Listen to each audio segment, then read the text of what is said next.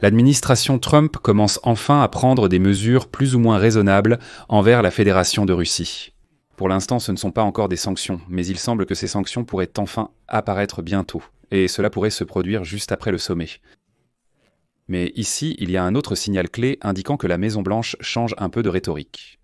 C'est le fait qu'aujourd'hui, les États-Unis d'Amérique ont annulé sans explication les négociations avec la Fédération de Russie, lors desquelles ils tentaient en soi-disant de trouver des points de convergence. Les Américains ont discrètement refusé de nouveaux cycles de négociations avec les Russes. Et là, les Russes ont commencé à chanter sur un tout autre ton. Et ils disent « Nous espérons vraiment que la pause prise par les Américains ne sera pas trop longue. » Ils appellent tout cela une pause. Les Américains ont dit non, il n'y aura pas de négociation pour chercher un dialogue normal pour l'instant. Les Russes affirment espérer que la situation n'est que temporaire. Je vous prie de ne pas trop prolonger cette pause.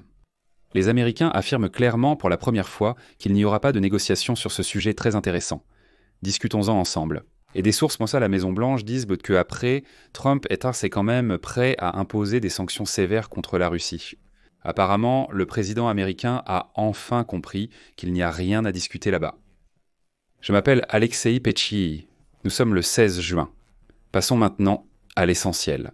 Avant de commencer, je vous demande de vous abonner à cette chaîne, de mettre un like, d'écrire n'importe quel commentaire et surtout de vous abonner à ma chaîne Telegram Petchii News. Le lien est dans la description de la vidéo. Nous y publions les actualités en temps réel. Ainsi, un nouveau round de négociations entre la Russie et les États-Unis sur la normalisation des relations bilatérales que Moscou avait annoncé pour les prochains jours n'aura pas lieu. Selon Machka Zakharova, porte-parole officielle du ministère des Affaires étrangères de la Fédération de Russie, qu'il a annoncé lundi. Washington a annulé les consultations au cours desquelles il était prévu de discuter de l'élimination des irritants mutuels et de la normalisation du fonctionnement des représentations diplomatiques. Machka Zakharova a déclaré cela et a ajouté « Nous espérons que leur pause ne sera pas trop longue ». C'est-à-dire que les Américains ne se sont même pas expliqués, mais je suis allé sur le site du département d'État, et il n'y a absolument rien sur ces négociations. Ce sont les Russes qui les ont annoncées, qui disaient mais que des négociations auraient lieu prochainement. Mais les Américains disent non, il n'y aura aucune négociation. Quelle négociation? De quoi parlons-nous, vous et moi, au juste?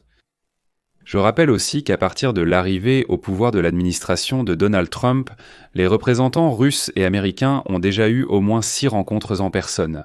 La première a eu lieu le 18 février à Riyad, la deuxième le 27 février à Istanbul.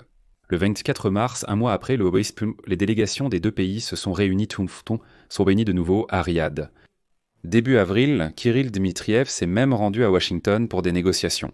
C'est là-bas le sbire du dictateur Poutine. Et une semaine plus tard, l'envoyé spécial de Trump, Steve Witkoff, est venu à Saint-Pétersbourg. Et pratiquement en même temps, le 10 avril, les diplomates russes et américains se sont à nouveau rencontrés à Istanbul. Et la semaine dernière, M. Volisson, le nouvel ambassadeur de Russie aux États-Unis, Alexandre Darchev, a déclaré qu'un nouveau cycle de consultations aurait lieu dans les prochains jours à Moscou. Il disait que les Américains viendraient à Moscou discuter avec les Russes de la poursuite de leur amitié. Il présentait en cela avec grand faste, affirmant que même les Américains disaient que c'était possible, qu'ils viendraient à Moscou et qu'il fallait en discuter. Voilà. Mais Washington a dit non, il n'y aura absolument aucune négociation. Nulle part. Pour quelle raison Washington a annulé ces négociations? Le ministère des Affaires étrangères de la Fédération de Russie a, pour une raison quelconque, décidé de ne pas préciser. Les négociations du 10 et du 27 avril, consacrées directement aux relations Russie-États-Unis, c'est-à-dire les 10 et 27 avril, se sont alors pratiquement terminées, sans résultat.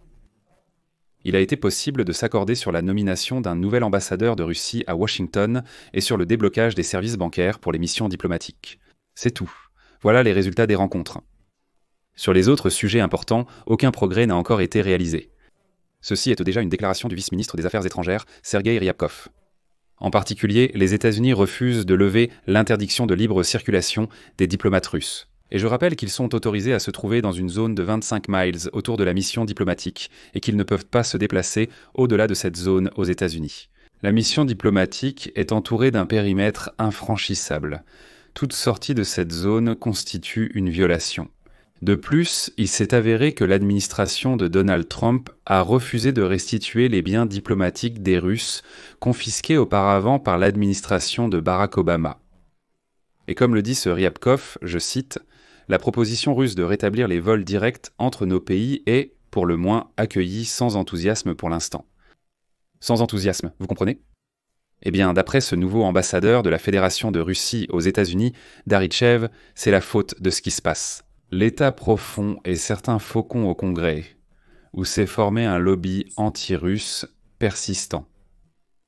Eh bien voilà, des sources américaines ajoutent que lors du sommet du G7, les dirigeants des pays pourraient aisément convaincre le président américain Donald Trump de mettre de côté ses hésitations et enfin renforcer la pression des sanctions contre la Russie. C'est ce qu'a déclaré Fred Fleitz, ancien assistant de Donald Trump pour la sécurité nationale. Selon lui, le président américain se sent méprisé par le dictateur russe Vladimir Poutine en raison du refus du dirigeant russe de prendre au sérieux les négociations de paix avec l'Ukraine. Je vais maintenant citer l'ancien assistant de Trump à la sécurité nationale, Fleitz. Il y a de fortes chances que dans les prochaines semaines, Trump mette fin à la diplomatie et frappe la Russie avec des sanctions, mais il gardera les portes ouvertes à une reprise des négociations. D'ailleurs, on le voit en ce moment avec l'exemple de l'Iran.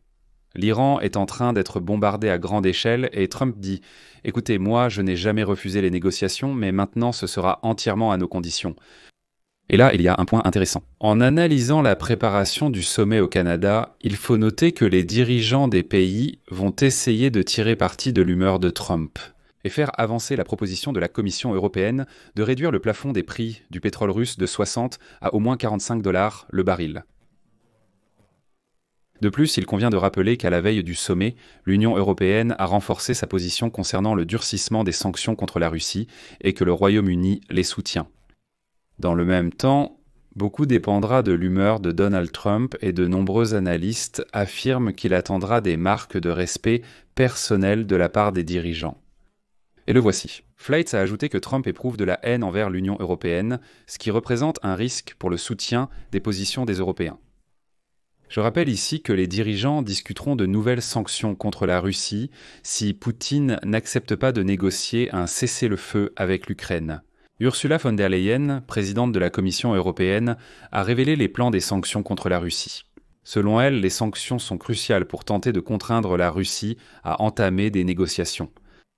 Et l'Europe, d'ailleurs, prépare déjà le terrain pour tenter de convaincre Trump. Et par exemple, le président français Emmanuel Macron a appelé le président américain à utiliser son influence pour instaurer la paix dans la guerre menée par la Russie contre l'Ukraine. Lors de sa visite au Groenland, Macron a déclaré que Trump pouvait influencer la situation, notamment en soutenant des sanctions plus sévères contre la Russie. De mon point de vue, la question est donc de savoir si le président Trump est prêt à imposer des sanctions beaucoup plus sévères contre la Russie si Moscou ne respecte pas le cessez-le-feu proposé par les États-Unis. En many sources. Il a ensuite souligné que les efforts du sommet devaient quant également viser à parvenir rapidement à un cessez-le-feu. Il a également suggéré que Trump pourrait jouer un rôle clé dans la désescalade du conflit entre Israël et l'Iran. Une autre de ses citations. Sur ce point, les États-Unis ont aussi une vraie chance de réunir tous les acteurs autour de la table des négociations. La dépendance d'Israël envers l'armement américain offre aux États-Unis un levier de négociation. Mais il est intéressant de noter que l'Union européenne agit enfin de manière autonome en ce moment. La Commission européenne a proposé d'interdire tous les nouveaux contrats d'approvisionnement en gaz russe sur la base du droit commercial. Cela permettra de contourner un éventuel veto de la Hongrie et de la Slovaquie. Il est écrit que les entreprises prévoient d'interdire la conclusion de nouveaux contrats d'approvisionnement en gaz russe avec une entrée en vigueur immédiate.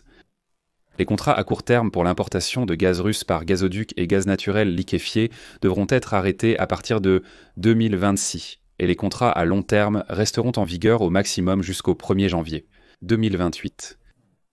À titre de concession à la Hongrie et à la Slovaquie qui importent du gaz russe, une dérogation leur sera accordée jusqu'en 2027 pour mettre progressivement fin aux contrats gaziers en cours. Mais il n'est plus possible de repousser davantage et la Commission européenne affirme qu'il n'y aura pas de nouveaux contrats. Ces propositions sont apparues après la publication par la Commission d'un plan visant à abandonner le pétrole et le gaz russe d'ici 2027. Notons que le gaz russe représente déjà moins de 19% du volume total des importations de combustibles fossiles dans l'Union européenne À titre de comparaison, cela représentait environ 2/5 au moment de l'invasion à grande échelle de l'Ukraine par la Russie en 2022. Pour mettre en œuvre cette mesure, la Commission européenne envisage d'utiliser le droit commercial, ce qui permettra de prendre une décision avec l'approbation de la majorité des États membres et non de tous. Elle fera également référence aux articles du traité fondateur de l'Union européenne, selon lesquels la politique énergétique du bloc doit garantir la sécurité des approvisionnements. Les entreprises devront fournir aux autorités douanières des informations détaillées sur les contrats gaziers afin de prouver qu'il ne provient pas de la Fédération de Russie. Et enfin, j'ajouterai également qu'il est connu que le président américain Donald Trump prévoit de rencontrer le président ukrainien Volodymyr Zelensky lors du sommet du G7 au Canada. Et cela a déjà été officiellement annoncé. Nous attendons donc les résultats du sommet. Et il semble que Trump ait enfin commencé à agir dans la bonne direction. Mais au minimum, les Américains ont pour la première fois annulé les négociations avec les Russes sur la normalisation des relations. Eh bien, il est devenu évident qu'il est oxymorique de négocier la normalisation avec des personnes anormales et que c'est tout simplement impossible à faire. Les amis, je m'arrête ici. Donnez votre avis et partagez vos conclusions dans les commentaires. Abonnez-vous, cliquez sur la cloche et mettez un like.